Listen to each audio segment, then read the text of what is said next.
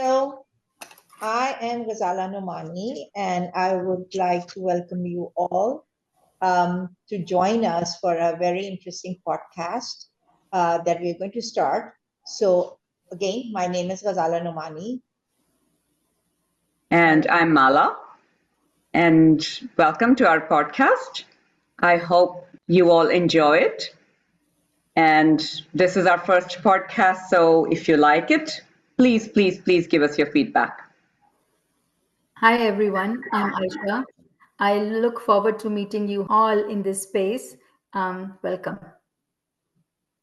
So, I want to tell you a little bit about myself. I live in the United States right now. I'm originally from Pakistan. I've been here more than almost 24, 25 years. I am a mother and a grandmother. Also, I've been in the field of education for almost 40 plus years. I retired recently. I have taught basically from kindergarten to adults to college level students and have thoroughly enjoyed myself. I love to paint. I love to write. I love music. Enjoy friends. So have traveled a lot, and hopefully we'll be reaching out to all of you out there. And basically, our goal is to tell our stories. So Mala, you introduce yourself, and then we talk about the purpose of this podcast. Sure. So I'm Mala once again, and I'm originally from India, but I have been living in the US now for about 25 to 30 years. And it's been a journey. And so in this podcast, we thought we will talk about some of the concepts of moving to another country and covering our journeys together, meeting all the people that we have, like Ghazala and Aisha, and connecting with all the other people that we've met and the stories that we have to tell. So I look forward to sharing all that with all of you. Hi, I have many labels. I'm a daughter, I'm a sister, I'm a friend, I'm a mother through three beautiful girls. I'm also single. And don't say hi bichari, because no, what you're thinking is not true. I'm not a beva, even though in our culture it is very easier to be one. Even though our culture is really beautiful and filled with colors and love and laughter, we do have double standards. For men, it's like, hey, koi baat nahi, dobara shadi kar lena, bahut mil jayenge. For women, it's like, थोड़ा wait कर लेती, थोड़ा और इंतजार कर लेती, बच्चों का क्या होगा, and the women think to self, hey, what about me, what the G, सारी जिंदगी वो वेट करती रहती हैं, अभी तक यहीं हैं आप, अभी तक यहीं हैं, so hashtag उम्मीदी बेवा. So anyway, as to who I am, like the changing seasons, I'm changing every day. As I feel connected to the universe, I feel that I'm everything. But when I look at this vast kainat, I feel my insignificance and I feel that I'm nothing. So this ongoing journey of myself, I'm willing to take with you. I hope you enjoy this journey and let's take this journey together. Great. Very serious stuff, huh? Okay, so why are we okay? So we talked about ourselves. So what is the purpose? Why are we doing it even? I mean, is it out of sheer boredom or we have a purpose? Hala, do you have a purpose for this? Yes, I like to connect to people, and I think this is a great medium to share our stories and discuss some of the South Asian challenges we've had, some of our achievements, our success, challenge some of the stereotypes that goes around, and of course all the stories that people don't hear. I want to hear from everybody about their life journeys. How do they come to be where they are at? And I think that's what the purpose in my mind is about this podcast, the connection. I feel that as Desis, we do have a lot of stigmas and we are very apologetic about the things we do, and we don't own up to what we actually are. So to be self and be aware of who we are and be bold about it and not be apologetic to whatever your values are, stand up to it.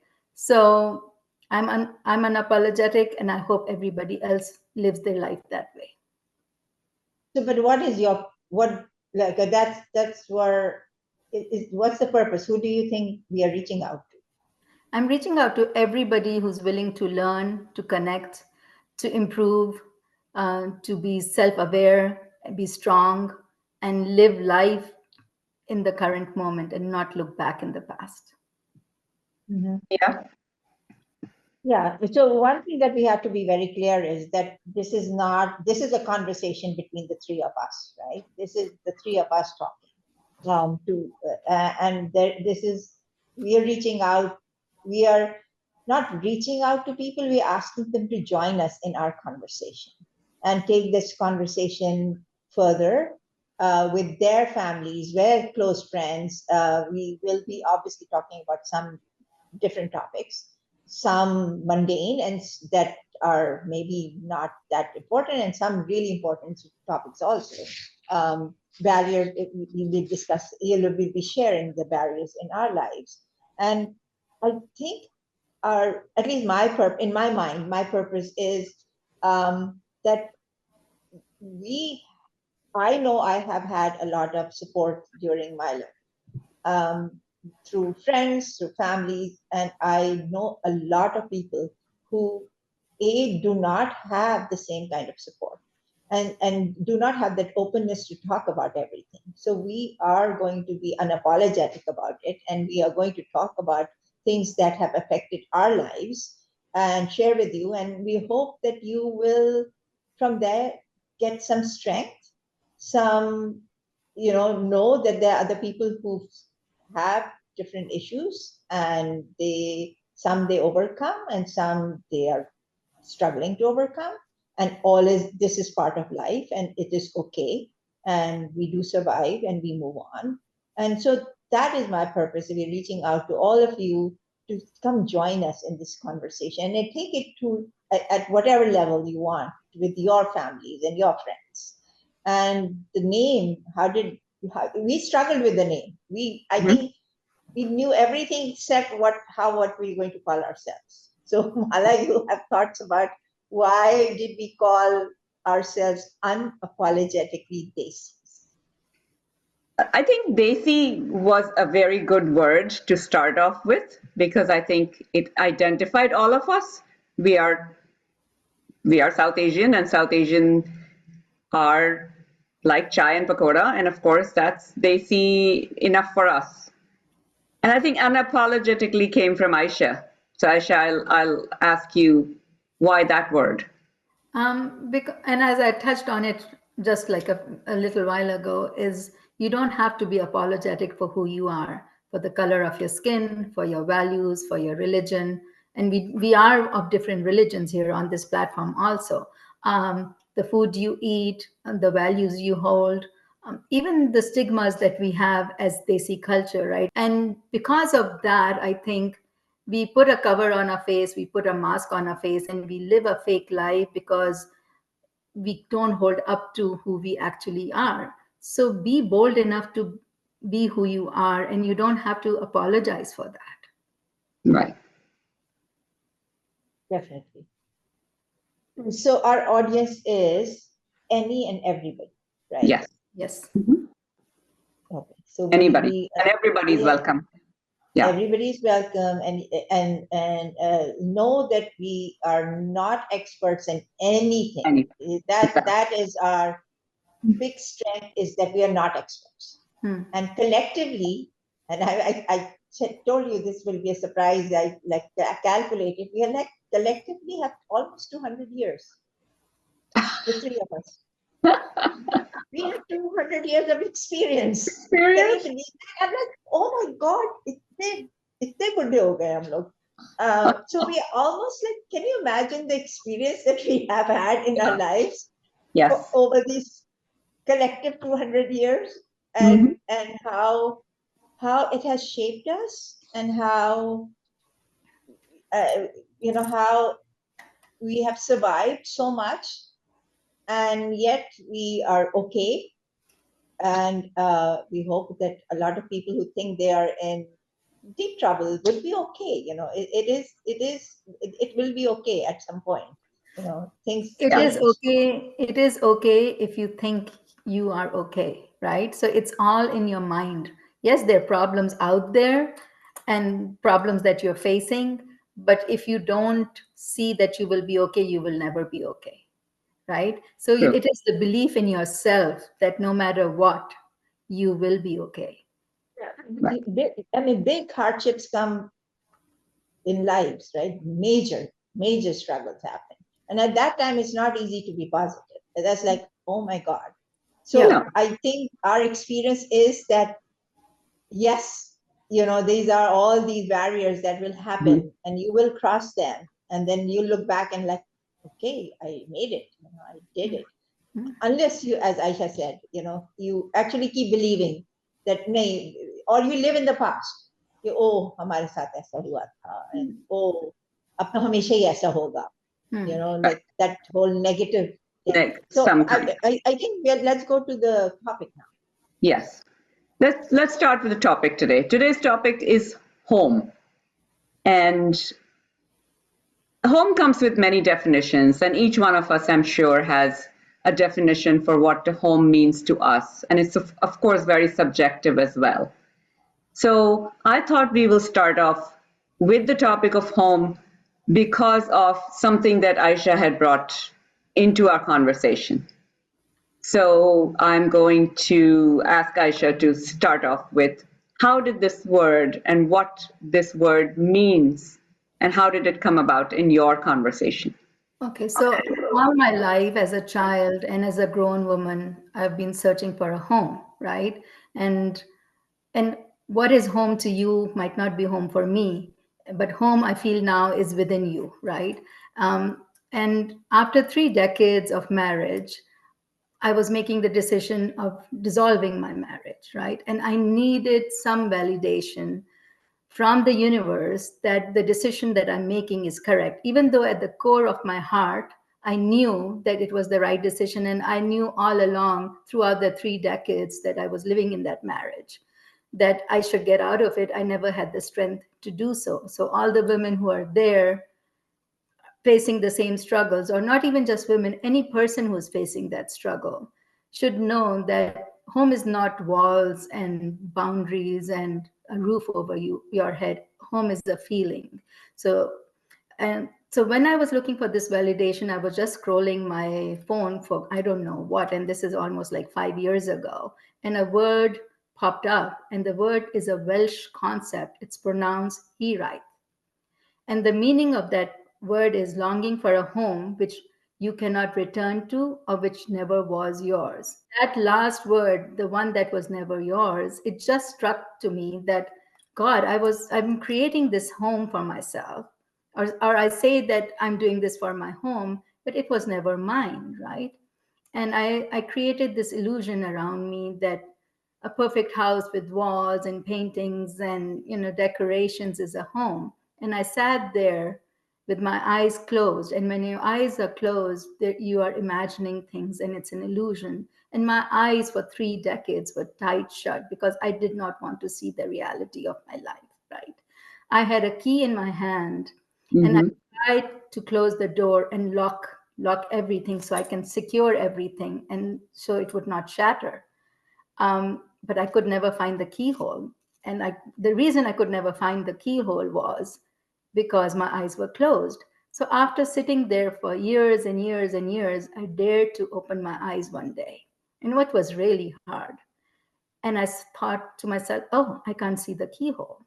And then I realized that there was no door. And not only there was no door, there was no walls. And then it just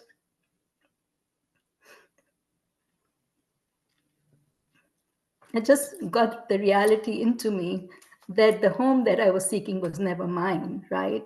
So at that moment, I had two choices. Either I close my eyes, shut them again and go back into that illusion, that imaginary world that this is the perfect home, or I stand up and walk away. And I did the later. I just wiped the cobwebs off myself and I walked away. And here I am sitting in front of you, and I'm okay now. So what would have made it a home for you?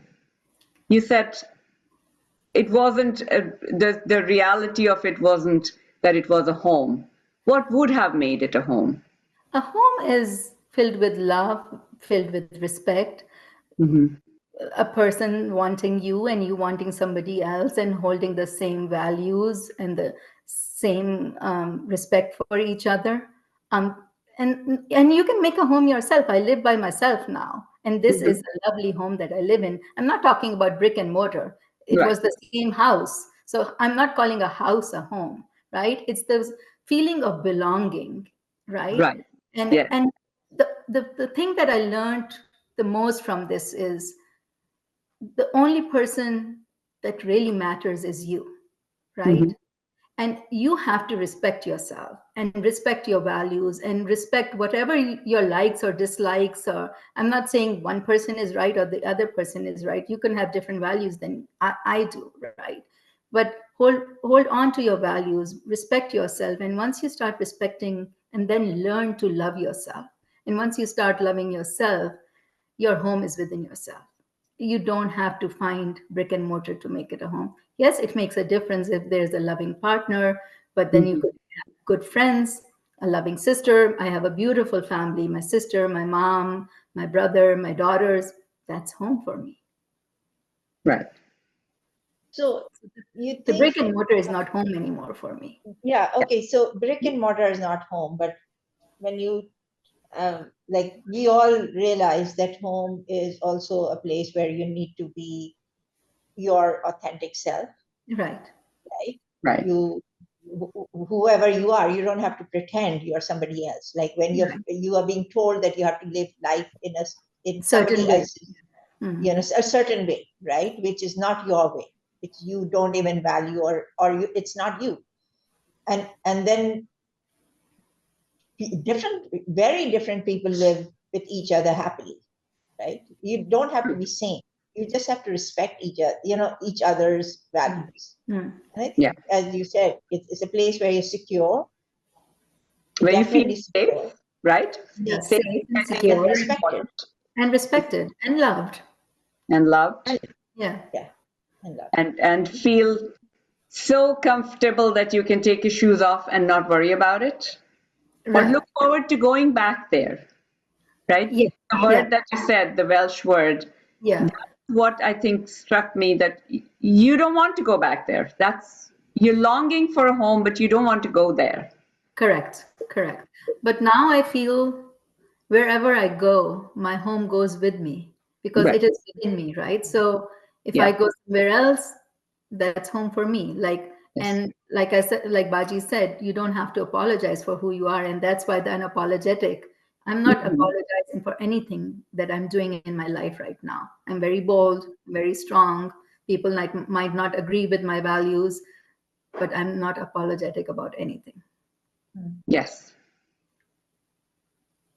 Yeah. So I'm just conceptualizing a home for people is somewhere where people are connected to each other, they feel safe, they feel secure, they feel, of course, all the basic necessities of life are provided by the home. And even if there are ups and downs, that home is your safe haven. Right, right. Life has ups and downs, right? That is life. That will happen. All the ups and downs will come, but that's where you feel the safest and you're most, I guess, nurturist, if that's a word. You feel nurtured, let's put it that way. You feel. And it's okay to disagree. A home is where it will be okay to disagree. Right. There you Right. go. Disagreements are there. You have your own point of view, and it's okay. Right? So being totally conformist is not a place where home is, right? Yeah. That's not real life, right? We do That's not real life. That's with not people that we love, with people that we live, with Yeah. families. But once again, how we disagree, and I think your point is well taken, the respect is very important in there.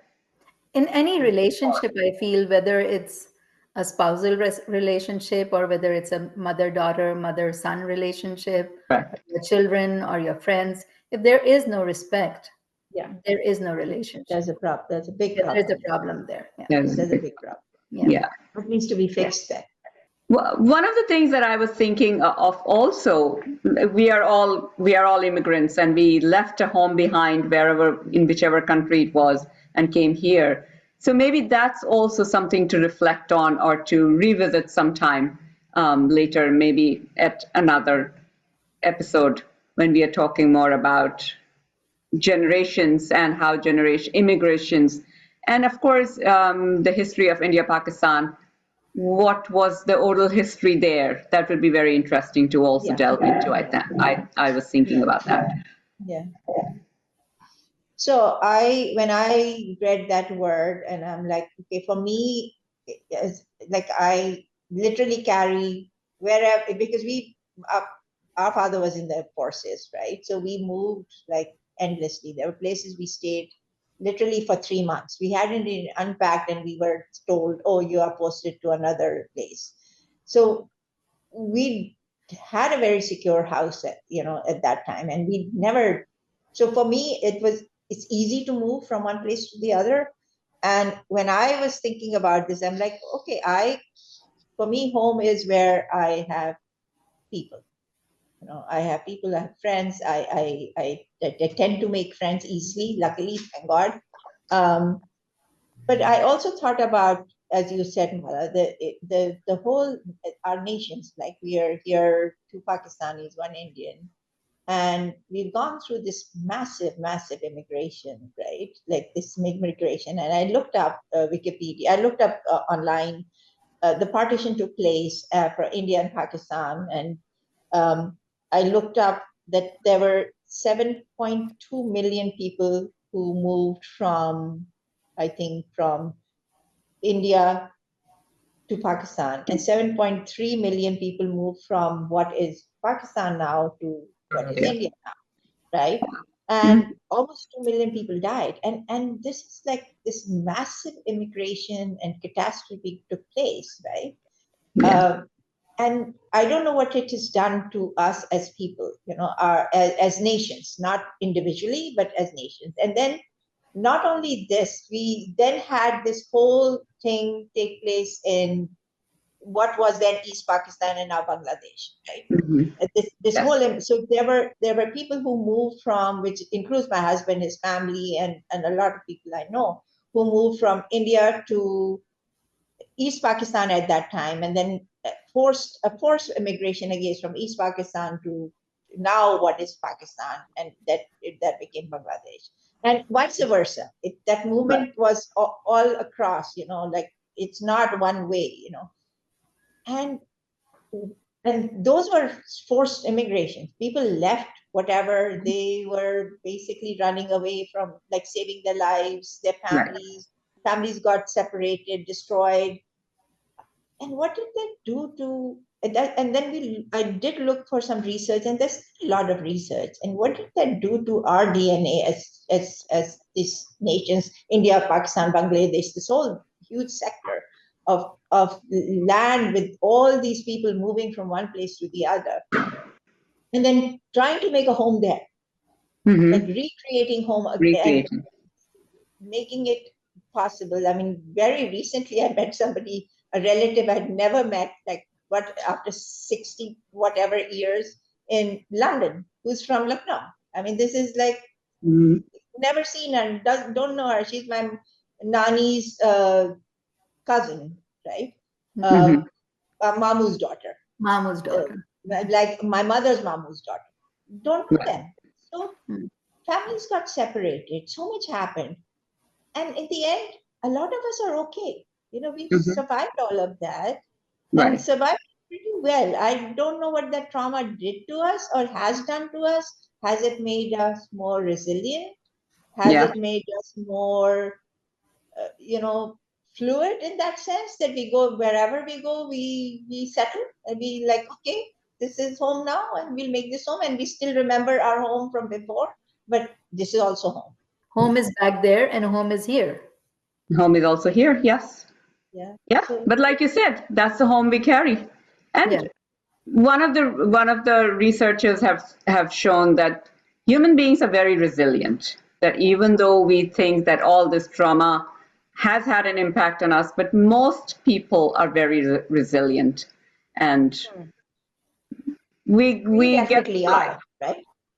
We are samples of their resilience. We We are are. definitely that sample that we survived. And everywhere you go, like any country, we went to Europe. I mean, they're like Indians, Pakistanis, Bangladeshis, everywhere working, good jobs, all kinds of jobs, from labor to up. They're Right.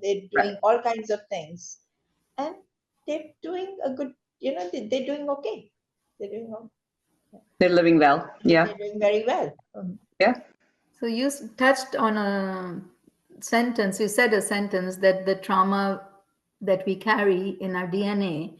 So as we carry our physical features with us, our eyes from our grandmother and our nose from our great grandmother or grandfather, we also carry the traumas in our bodies and our cells, in our DNAs, and what impact, and also the good, not just the traumas. So let's not focus on the negative also.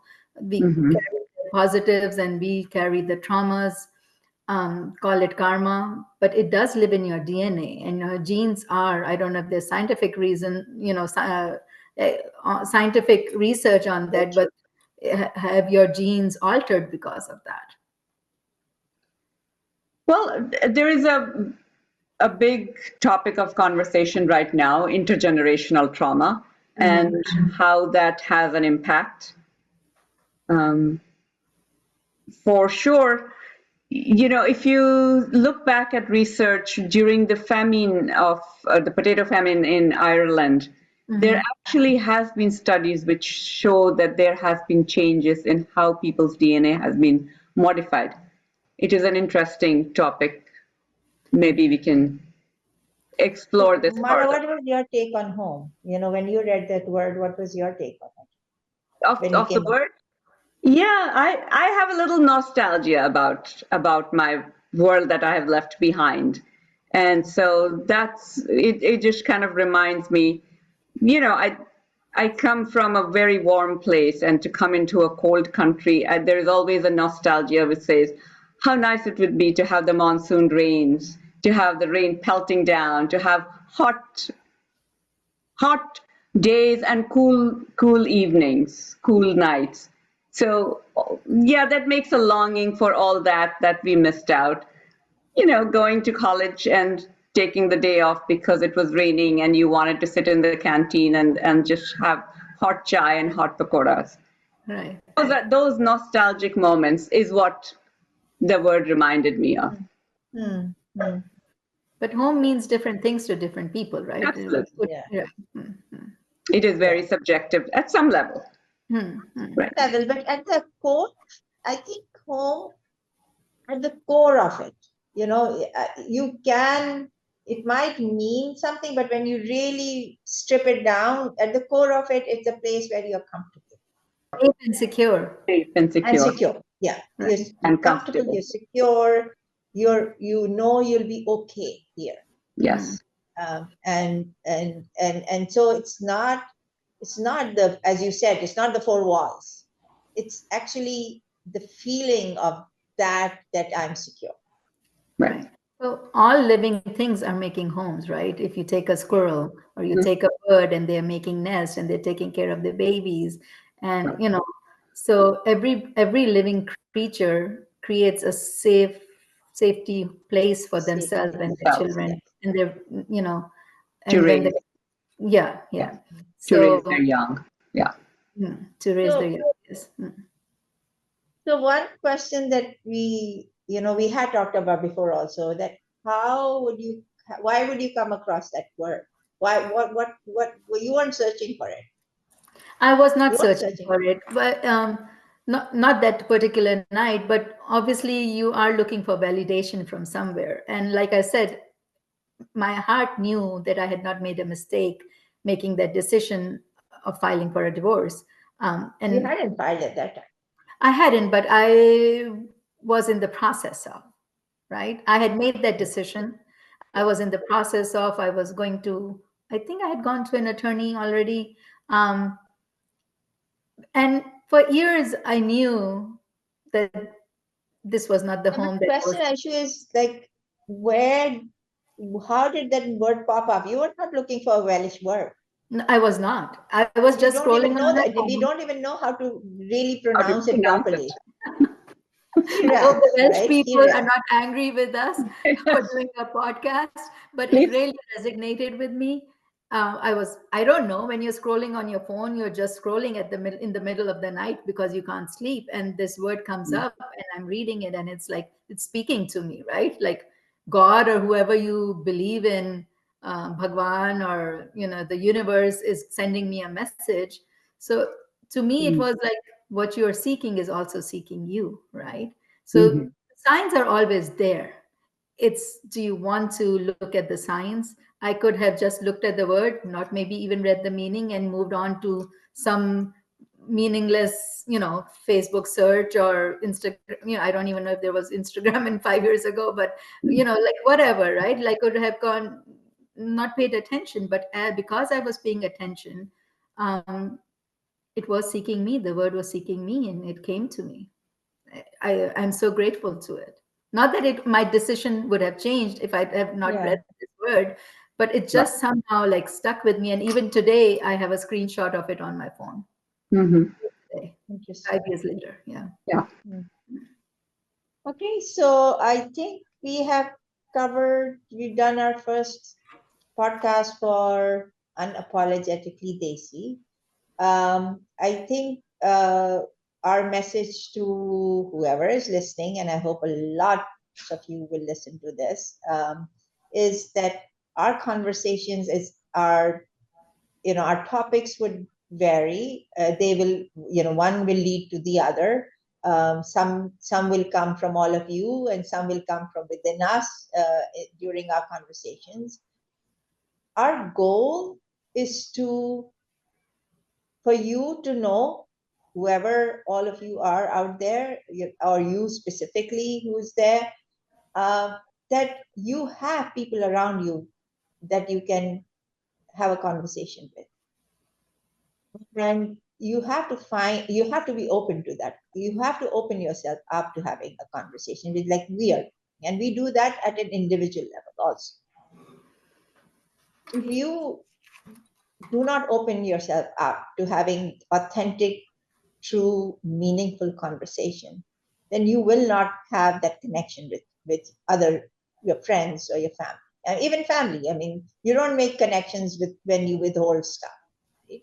It doesn't mean you should go around sharing everything with everybody in the world, but you have to have There's some you things you have might not want to some know. people you can share, Yes. have a heart-to-heart conversation, Yeah. and we hope that you will learn that it's okay to be vulnerable. Hmm. It's okay to be weak, because in the end, that is your strength, to accept, all the different colors of yourself, and be unapologetically No, about that too. about it. Yeah. Yeah. Any thoughts, Mala? No, I think you put it very well, very succinctly that yes. And I do hope that people will have the conversation about what does home mean to them with their friends, maybe with the community, maybe within their own community, what it means. I'm hoping that it'll carry to other parts of the world as well, and maybe it means very different. And I would love to have people to spark out a conversation about it. So, Nisha? I think everybody needs to look within themselves, and have this conversation first with yourself. What is home for you? What does it mean to you? Not what the society is telling you what a home should be like, what it actually means to you.